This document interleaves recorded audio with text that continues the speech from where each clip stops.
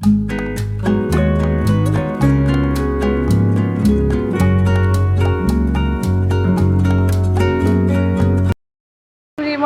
Two my channel colours বলাবে। আমি তনুশ্রী, আর তোমরা কেমন আছো জানিও। আর আমিও ভালো আছি। আর আমি তো হচ্ছে মার বাড়িতে রয়েছি। তো আজকে ব্রেকফাস্টে কি আছে, কি রয়েছে তোমাদেরকে শেয়ার করব। তো চলো দেখাই। বাবা খুব সুন্দর করে রুটি বেলে নিয়েছে। ব্রেকফাস্টে খাবো হচ্ছে রুটি। আমি সেভাবে রুটি খাই না, কিন্তু ভাতই খাই। কিন্তু আজকে এই ভাজার সাথে আমার রুটি খেতে ইচ্ছা করলো। আমার খুব ভালো লাগে এই ভাজাটা। এটাতে রয়েছে করলা, গাজর আর আলু দিয়ে এই ভাজাটা করেছে। আর একটা নিয়েছি কাঁচা লঙ্কা তার সাথে রুটির সাথে খাওয়ার জন্য। খুব ভালো লাগে, টেস্ট লাগে। আজকে হচ্ছে এটাই ব্রেকফাস্ট।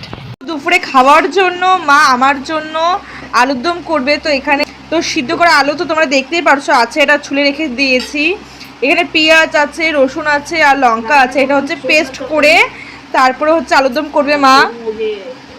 বললামই যে পেস্ট করবে রসুন, তোমার পেঁয়াজ আর লঙ্কা দিয়ে দিল মা।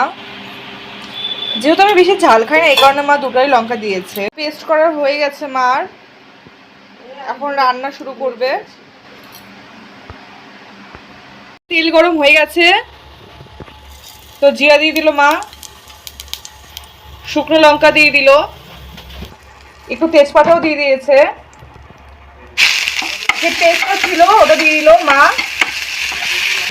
আলুগুলো দিয়ে দিয়েছে, সিদ্ধ আলু, হলুদ, লবণ, একটু লঙ্কার গুঁড়া আর হচ্ছে মিট মশলা একটু দিয়ে দিল সামান্য।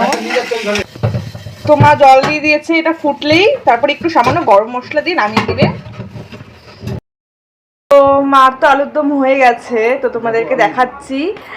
আর এখন হচ্ছে, হ্যাঁ যাও যাও, তো ভাবা গেল তো তাই বললো, যাই হোক।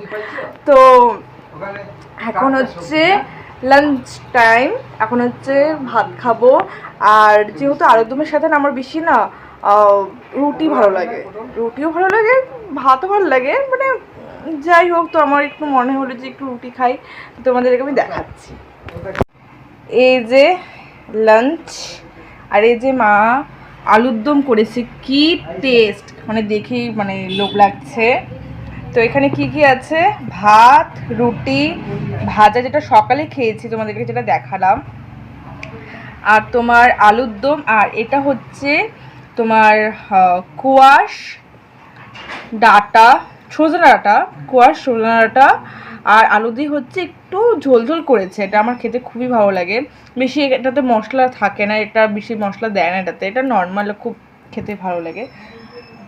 তো এই যে আজকের লাঞ্চ।